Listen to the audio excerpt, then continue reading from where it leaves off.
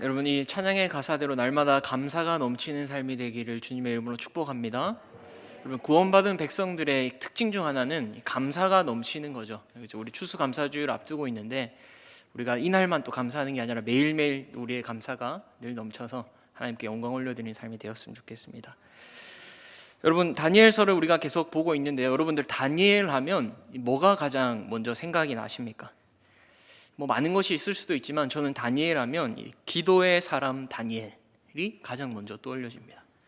이 성경에 나오는 수많은 인물 중에 이 기도의 사람들이 참 많지만요, 그 기도의 사람 중에서 기도의 사람이 바로 다니엘이 아닐까 싶어요.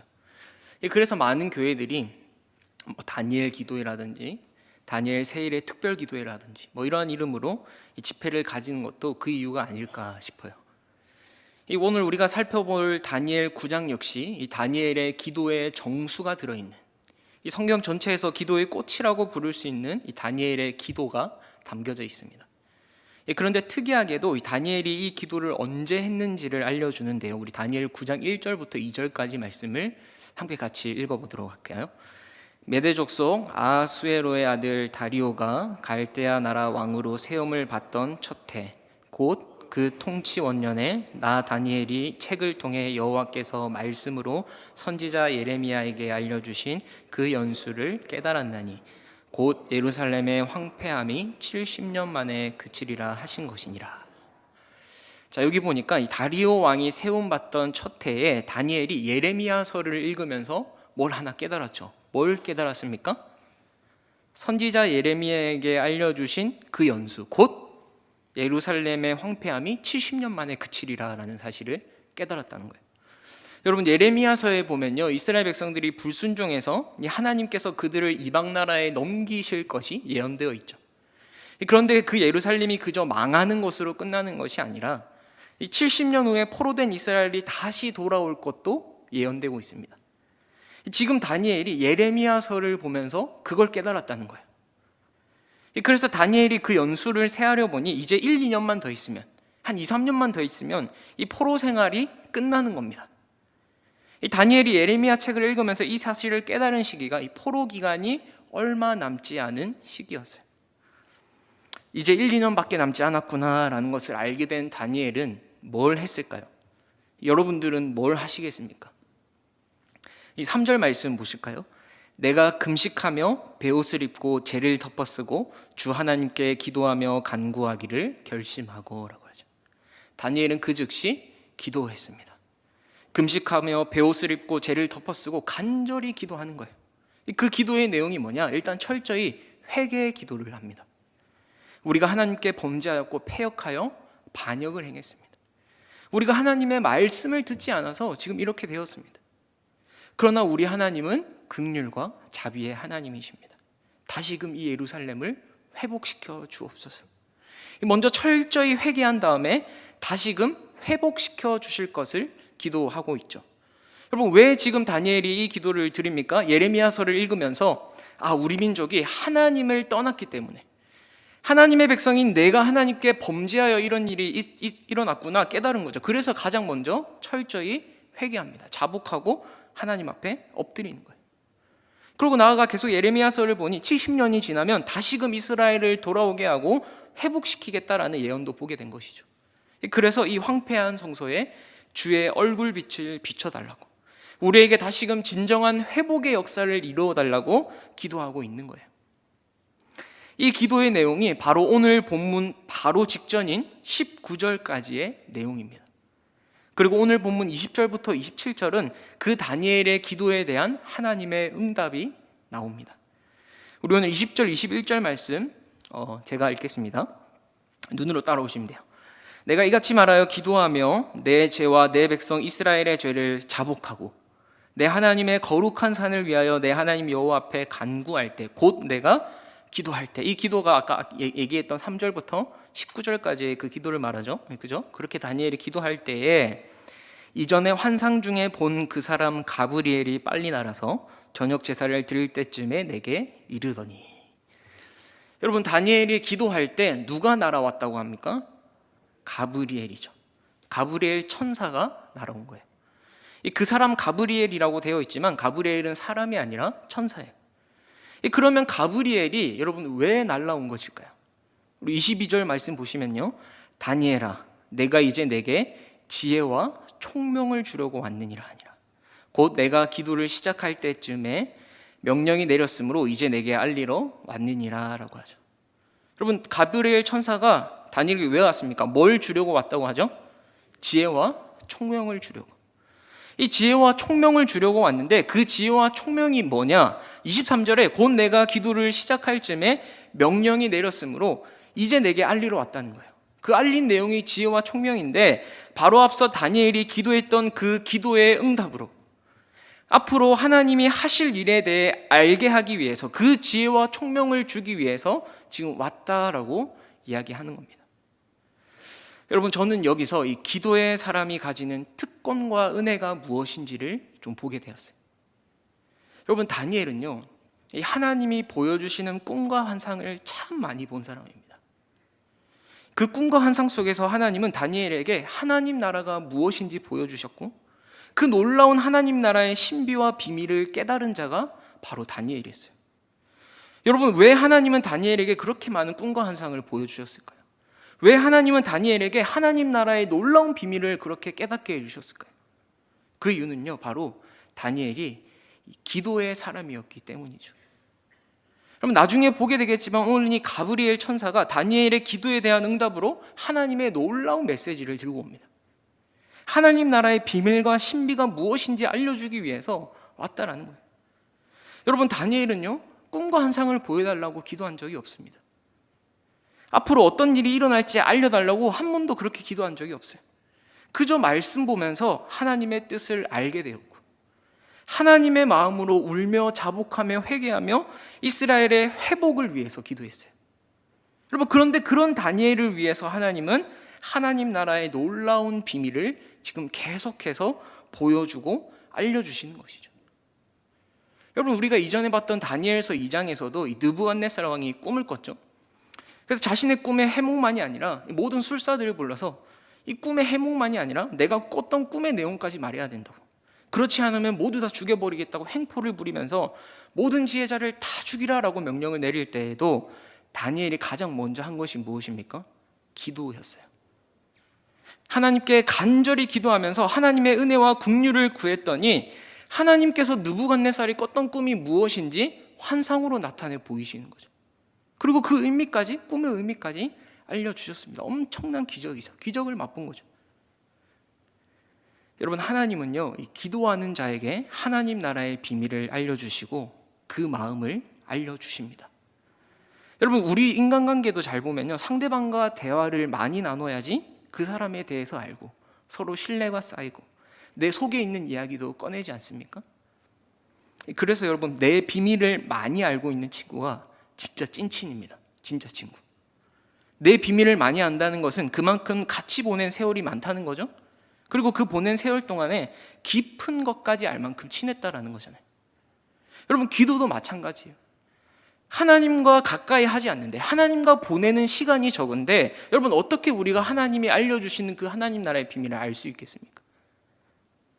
여러분 하나님과 가까이 하면 가까이 할수록 기도의 놀라운 세계가 열리는 거예요. 믿으십니까?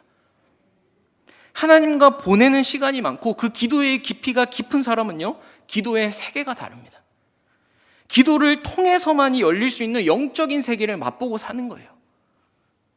여러분 요한복음 15장 15절 말씀에 이런 말씀이 있습니다. 이제부터 너희를 종이라 하지 아니하리니 종은 주인이 하는 것을 알지 못함이라. 너희를 친구라 하였노니 내가 내 아버지께 들은 것을 다 너희에게 알게 하였음이라. 여러분 예수님이요, 이제 우리를 종이라 하지 않고 친구라고 하신대요. 원래 우리의 위치는 종인데 예수님이 우리의 주인이고 나는 그저 종일 뿐인데 종으로 부르지 않고 뭘로 부르겠다고요? 친구라고 부르신다는 거예요. 왜요? 종은 주인이 하는 것을 알지 못하지만 친구는 대등한 관계 속에서 서로 모든 것을 공유하고 다 얘기하는 사이이기 때문에.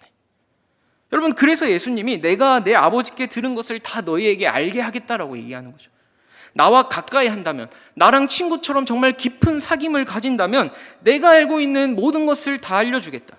아버지께 들은 것을 다 말해주겠다. 여러분, 얼마나 놀라운 사실입니까? 얼마나 놀라운 은혜예요. 그러니 기도하는 사람만이 누릴 수 있는 특권이 있다라는 거죠. 여러분, 하나님과 가까이 하는 자만이 알게 되는 하나님 나라의 비밀이 있는 것 같아요. 여러분, 그 비밀을 우리가 모두 다 알기를 소망합니다.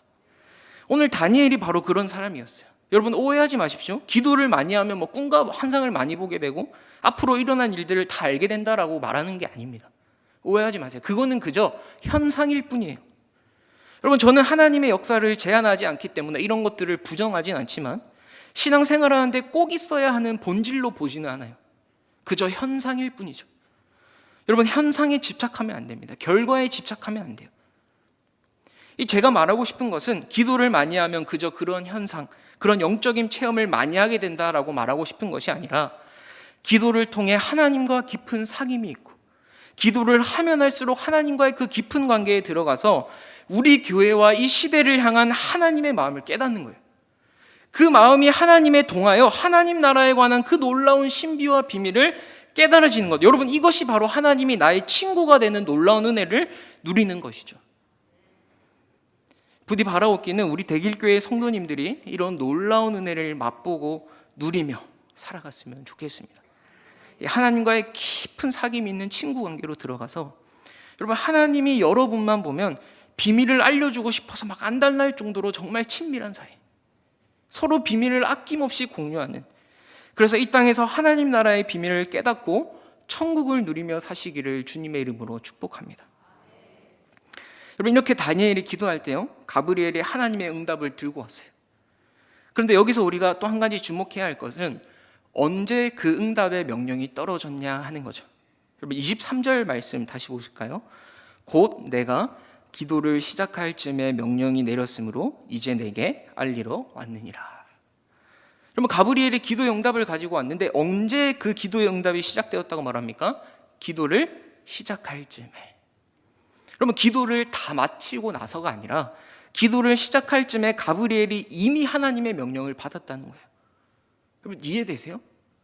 여러분, 우리가 기도하려고 폰만 잡아도 하나님은 이미 우리의 기도를 들으실 준비를 하시고 이미 응답하고 계신다는 거죠.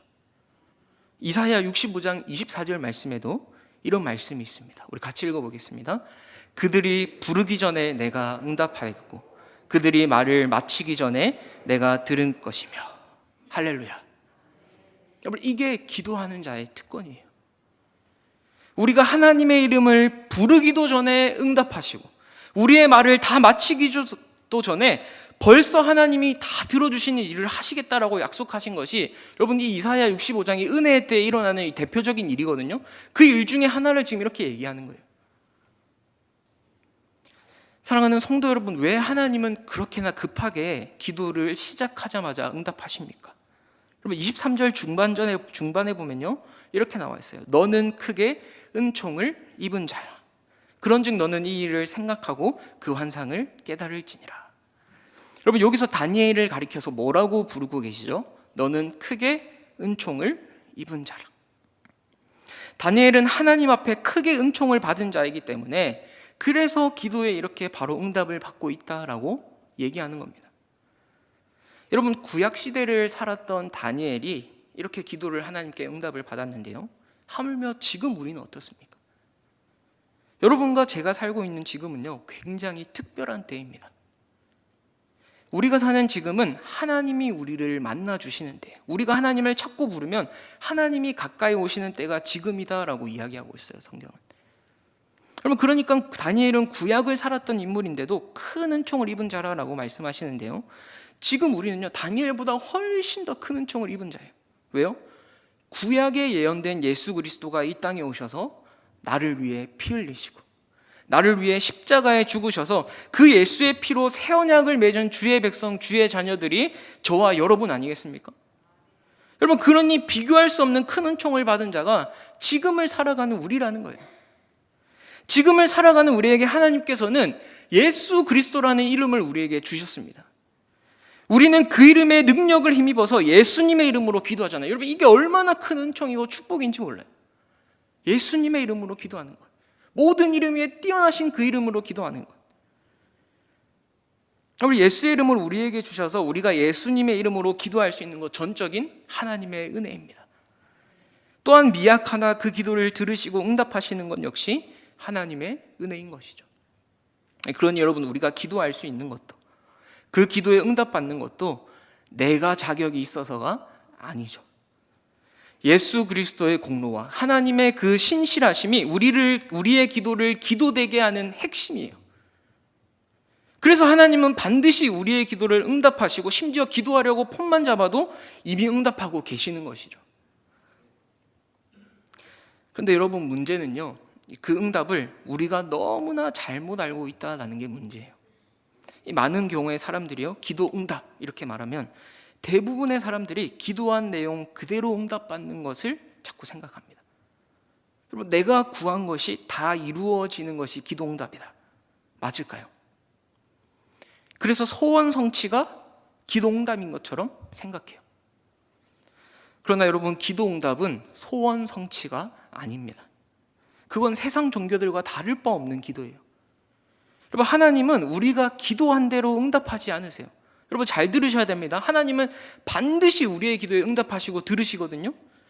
그런데 하나님은 내 뜻대로 응답하는 것이 아니라 하나님 자신의 뜻대로 응답하신다라는 거죠.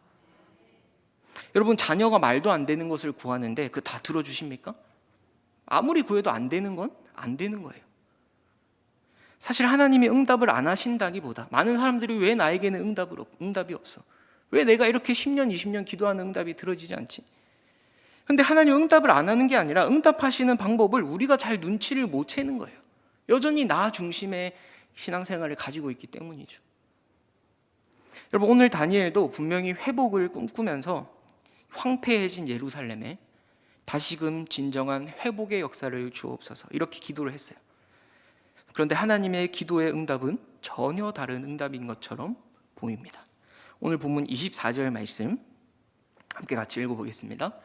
내 백성과 내 거룩한 성을 위하여 이른 이래를 기한으로 정하였나니 허물이 그치며 죄가 끝나며 죄악이 용서되며 영원한 의가 드러나며 환상과 예언이 응하며 또 지극히 거룩하신 이가 기름 부음을 받으리라. 여러분, 지금 다니엘이 포로 기간 70년이 거의 다 끝나가는 시점에 이제 우리 백성이 약속의 땅으로 다시 돌아가오니 황폐해진 예루살렘에 회복을 주옵소서, 하나님의 영광이 임하기를 간절히 기도했는데 하나님의 응답이 어떻습니까? 내 백성 내 거룩한 성을 위하여 이른 이래를 기한으로 정하였다. 여러분, 여기 보시면 이른 이래를 기한으로 정하였다, 이게 무슨 말이냐면요, 다니엘은 지금 포로 기간이 끝나고 이스라엘의 영광을 위해서 기도했지 않습니까? 회복을 위해서. 그런데 하나님의 관심사는 그 포로 기간 70년을 넘어서서 더 나아가 이른 이래에 있다라는 거예요. 여기서 이른 이래는 여러분 70년씩, 이른이 70이잖아요. 이래 7입니다. 70년씩 7번이라는 뜻이에요. 여러분, 70년이 7번이면 총 몇 년입니까? 400? 오랜만에 산수하려니까 머리가 잘 안 돌아가시죠? 네. 490년입니다. 그죠? 그러니까 이 24절의 말씀은 하나님께서 이른 이래를 기한으로 정하셨는데 그 490년이 되면 허물이 그치고 죄가 끝나고 죄악이 용서되고 영원한 의가 드러난다는 거예요. 쉽게 말해서 지금 다니엘이 기도했던 진정한 회복은 포로 기간 70년이 끝나고 난 뒤가 아니라 하나님이 정하신 이른 이래가 지나야 진정한 회복이 올 것이다. 여러분, 그러면 중요한 것은 이른 이래가 언제냐는 거죠. 그죠? 언제냐는 겁니다. 여러분, 이 이른 이래는 490년이라는 문자적 기간이 아니에요. 문자적으로 보기보다는 이른이라는 숫자 70과 이래라는 숫자 7을 사용한 상징적 의미입니다. 여러분, 성경에서 숫자 7은 보통 완전수죠, 완전수. 그러니까 이 이른 이래는 7이라는 완전수를 통해서 궁극적으로 메시아를 통해 완성될 하나님의 나라를 말하고 있는 것이죠. 여러분, 성경에는 숫자가 많이 나오는데요, 특히 예언서 같은 곳에는 숫자가 많이 나오는데 이 숫자 해석을 잘해야 돼요. 어떨 때는 그 숫자를 문자적으로 해석해야 될 때가 있고 어떨 때는 상징적으로 해석해야 될 때가 있어요. 무조건 숫자가 나오면 내가 어디서 들었는데 다 상징적인 의미가 있어, 이렇게 보고 해석하면은 굉장히 심각한 오류에 빠질 수도 있습니다. 잘 분별해야 되는데요. 이 오늘 본문에 나온 이른 이래는 상징적인 의미로 보는 것이 더 적합합니다. 이 다니엘은 70년 포로 기간이 끝나고 난 뒤에 예루살렘의 회복을 위해서 기도했지만 하나님의 응답은 이건 거예요. 그래, 내가 너의 기도대로 내 백성들을 구원하겠다. 하지만 진정한 참 행복은 70년이 채워지고 일어나는 것이 아니라 이른 이래, 즉 메시아를 통해서 죄사함을 받고 완전한 의의 통치가 이루어지는 그날이 바로 진정한 회복의 때다라는 거예요. 물론 하나님의 약속대로 이스라엘이 다시 예루살렘에 돌아옵니다. 그리고 성전 건축을 하는 이런 일련의 일들이 다 이루어지죠. 그러나 지금 주님은 진짜 완전한 완성이 일어나는 그 시점으로, 완전한 회복이 일어나는 그 영원한 의가 드러나는 시점으로 이 다니엘의 마음과 관심을 가져가고 있는 거예요. 그 시선을 옮기고 있는 거예요. 여러분, 이스라엘 백성들이 끊임없이 하나님께 불순종하고 우상 숭배해서 이 포로로 끌려간 거 아니겠습니까? 그러면 포로 기간이 다 끝났어요. 자, 70년이 채워졌습니다. 예루살렘에 돌아왔어요. 여러분, 이제는 다시 죄를 안 지을까요? 정말 회복되어서 앞으로는 쭉 주님 안에서 꽃길만 걸을까요? 우리가 잘 아는 것처럼 그렇지 않습니다. 이스라엘 백성들은 다시 돌아가 성전을 지었지만 결국 그 성전은 또 무너졌어요. 그리고 나라를 잃은 채 유리하고 방황하는 이스라엘의 역사를 우리가 잘 알고 있죠. 그러니까 여러분, 이스라엘이 돌아가면 문제가 다 해소되는 게 아니에요. 포로 생활이 끝나고 예루살렘으로 돌아가도 여전히 아픔이 있고 여전히 고통이 있고 여전히 눈물이 있고 여전히 죄의 유혹이 있는, 끊임없이 반복되는 이 죄와 악이 판을 치고 있는데, 그러한 죄가 완전히 끝나고 모든 허물이 그치고 영원한 의가 드러나는 그 완성의 자리로, 참 회복과 참 영광을 맛보게 될 그 마지막 때의 완전한 자리로 지금 다니엘의 시선을 옮기고 계시는 겁니다. 여러분, 우리 역시 세상을 살아가면서 만나는 이런저런 주제를 가지고 하나님 앞에 기도를 드리는데요, 그렇게 하나님 우리에게 기도하고 있는 우리에게 이 아버지의 마음과 아버지의 눈이 어디에 있는지를 여러분 다른 응답을 하실 때가 참 많은 것 같아요.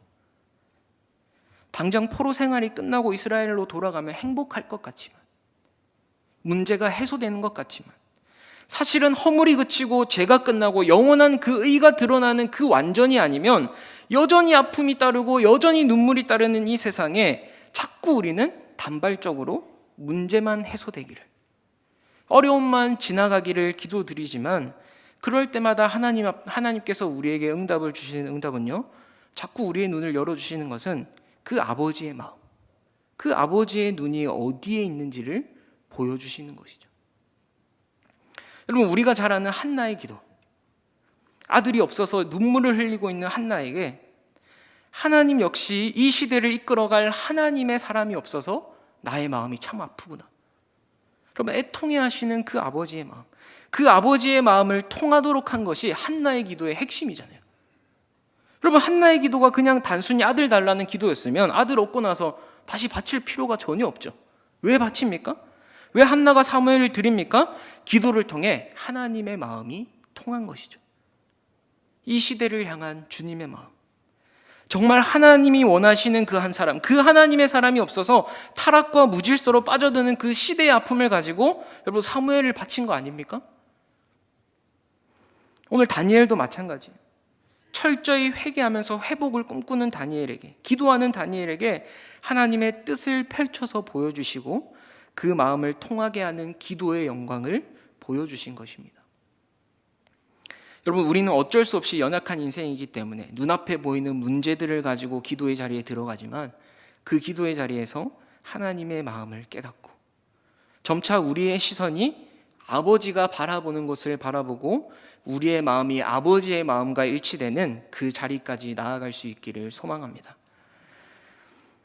우리 계속해서 25절 말씀 보시면요, 그러므로 너는 깨달아 알지니라 예루살렘을 중건하라는 영이 날 때부터 기름 부음을 받은 자 곧 왕이 일어나기까지 7이레와 62이레가 지날 것이요 그 곤란한 동안에 성이 중건되어 광장과 거리가 세워질 것이며 라고 하죠. 여러분, 여기에 보면 또 7이레, 62이레가 나오죠. 7이레는 뭐고 62이레가 뭘까? 또 27절에 보면요, 한 이레가 나옵니다. 27절에 이렇게 돼 있어요. 그가 장차 많은 사람들과 더불어 한 이레 동안에 언약을 굳게 맺고. 여러분, 이 7이레, 62이레, 한 이레가 뭐냐면 앞서 나왔던 24절에 나왔던 70이레가 세 부분으로 나누어지는 거예요. 그러면 7이레가 언제 시작되느냐? 25절에 보면요, 예루살렘을 중건하라는 영이 날 때부터. 이 예루살렘을 중건하라는 영이 날 때부터는 뭘 얘기하냐면 고레스 칙령을 보통 얘기한다라고 봐요. 에스라 1장에 보면 고레스가 이제 너희가 예루살렘으로 돌아가서 성전을 건축해도 좋다, 온 나라에 공포하고 조서를 내렸죠. 이게 고레스 칙령입니다. 그 고레스 칙령부터 7이레와 62이레가 지나는데, 그러면 62이레는 언제 끝이 납니까? 25절에 보시면요, 기름 부음을 받은 자 곧 왕이 일어나기까지. 여러분, 여기서 기름 부음 받은 자를 보통 예수 그리스도다라고 보통 학자들이 많이 봐요. 즉 예수 그리스도의 초림 때에, 초림 직전에 62이레가 끝이 나는 거죠. 7이레와 62이레가 지나는 동안 성이 중건되고 광장과 거리가 세워질 것인데, 26절에 한번 보실까요? 62이레 후에 기름 부음 받은 자가 끊어져 없어질 것이며 라고 하죠. 여러분, 이건 예수님이 이 땅에서의 사역을 다 마치시고 승천 이후를 얘기합니다. 이 기름 부음을 받은 자가 끊어져 없어질 거다라는 표현이 좀 이상한데요, 여기서 끊어지다는 히브리어로 카라트입니다. 이 뭐냐면 이 포피를 자르는 거, 그 언약을 맺을 때, 그러니까 언약을 맺다라는 뜻이에요. 그러니까 예수 그리스도께서 우리와 새 언약을 맺으시고 승천하셔서 더 이상 이 땅에서는 보지 못하는 것을 얘기하는 거죠. 그 이후에 또 계속 보시면요, 장차 한 왕의 백성이 와서 그 성읍과 성소를 무너뜨리려니와. 자, 여기서 한 왕은 세상의 왕을 말합니다. 세상의 왕. 가까운 미래로는 로마 제국의 왕이 될 수 있고요, 먼 미래로는 세상의 모든 왕, 세상의 힘을 얘기하는 거예요. 그리고 27절 마지막에 한 이레가 나오죠. 이 한 이레는 예수님이 승천하신 후에 재림 때까지의 기간을 말해요. 여러분, 그 기간 동안 무슨 일이 일어나냐면 27절에 그가 그 일의 절반의 제사와 예물을 금지할 것이며 또 포악하여 가증한 것이 날개를 의지하여 설 것이며. 한마디로 27절에 총 보면 이게 성도들의 고난을 얘기하는 겁니다. 세상 왕의 권력에 고난받지만 그 고난은 하나님이 정하신 종말이 오면 끝이 난다라는 거예요. 여러분, 많은 학자들이요, 이 7이레가 무슨 의미인지, 62이레가 어떤 사건을 말하는지 이 본문에 대해서 참 연구를 많이 했는데, 어떤 사람은 이 계시가 안티오쿠스 때를 가리킨다라고 말하고, 어떤 사람은 예수님의 초림 때라고 주장하고, 어떤 사람은 예수님의 재림 때라고 이야기해요. 여러분, 저는 이 세 가지 입장을 모두 다 보아야 합당하다라고 생각합니다. 사실 오늘 이 예언의 핵심은 역사의 어떤 특정한 사건을 특정하는 것이 아니에요. 여러분, 성경에서 환상과 예언의 핵심이 뭐냐면요, 현재를 통해 미래를 보고요, 미래를 통해 현재를 조명하는 것이 이 성경이 가지고 있는 예언과 환상의 핵심입니다. 그래서 예수님과 관계된 구약의 예언들을 보면요, 어떤 예언은 예수님의 초림으로도 해석할 수 있는 동시에 예수님의 재림으로도 해석할 수 있어요. 한 예로 이 사무엘하 7장에 보면요, 하나님께서 다윗에게 다윗의 왕조가 영원히 경고할 것이다라는 언약을 주시죠. 이것을 보통 다윗 언약이라고 불러요. 그러면 이 다윗 언약의 1차적인 성취는 누구를 통해서 이루어졌죠? 다윗의 그 뒤에 이를 왕 솔로몬이죠. 그죠? 다윗의 뒤를 이어 솔로몬이 왕이 돼서 성춘을 건축하잖아요. 그래서 1차적인 성취는 바로 그 당대의 솔로몬으로 이어지지만, 궁극적으로 이 언약은 누구를 예표하는 겁니까? 우리의 참 왕이신 예수 그리스도, 그리고 더 나아가서 영원히 쇠하지 않는 나라가 세워지는 예수님의 재림까지도 내포하고 있는 언약이다라고 볼 수 있어요. 그러니까 원근법처럼 가까운 것을 보면서 미래를 보고, 미래를 견고히 가지고 현재를 보는 것이 성경이 가지고 있는 역사관이고 예언에 대한 관점인 것이에요. 여러분, 그래서 우리가 종말에 대한 신앙, 이 마라나타의 신앙을 견고히 가지면요, 오늘 지금 내가 살아가는 이 현재를 바르게 살아가게 되는 거예요. 오늘 우리에게 주어진 날을 믿음으로 살아내는 자들은 언제나 미래에 주어질 그 하나님의 나라에 대한 소망을 견고히 붙드는 자들이에요. 그 소망으로 오늘을 살아내고 주어진 자리에서 믿음으로 사는 자들에게는 흔들리지 않는 소망이 있다는 거죠.